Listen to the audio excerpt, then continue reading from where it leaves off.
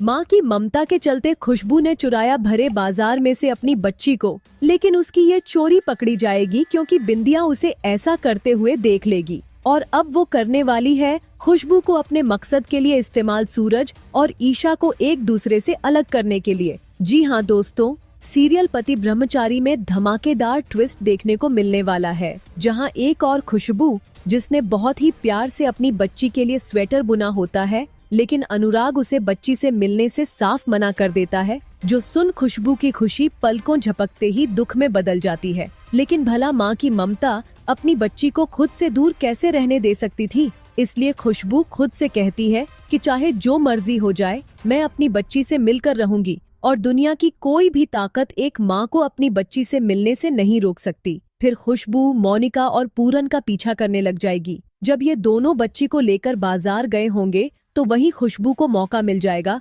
अपने हाथ से भुना हुआ स्वेटर अपनी बच्ची को पहनाने का। लेकिन वह सबके सामने अपनी बच्ची को स्वेटर नहीं पहना सकती थी, इसलिए उसे उठाकर साइड पर ले जाती है। लेकिन तभी पूरन और मोनिका पहुंच जाते हैं और अपनी बच्ची को वहां न पाकर उन दोनों के होश उड़ जाते हैं और वो यहाँ चिल्लाना शुरू कर देते हैं कि आखिर हमारी बच्ची कहीं तो गई कहाँ। पर दोस्तों, यहाँ पूरन और मोनिका को उनकी बच्ची वापस मिल जाएगी और खुशबू खुद अपनी बच्ची को उनके हवाले कर देगी स्वेटर पहनाने के बाद। लेकिन यहाँ खुशबू से एक बेहद बड़ी गलती हो जाएगी। जब वह अपनी मासूम से बच्ची को स्वेटर पहन रही होगी तो तभी बिंदिया की नजर उस पर पड़ जाएगी और उससे यह पता चल जाएगा कि खुशबू के हाथ में जो बच्ची है वह मोनिका की नहीं बल्कि खुशबू की है। मतलब ये कि खुशबू बहू ने सभी घर वालों को धोखा दिया है कि उसका बेटा हुआ है, जबकि सच तो ये है कि उसकी बेटी है, न कि बेटा। अब ये सच्चाई जब गुलाब सिंह को पता चलेगी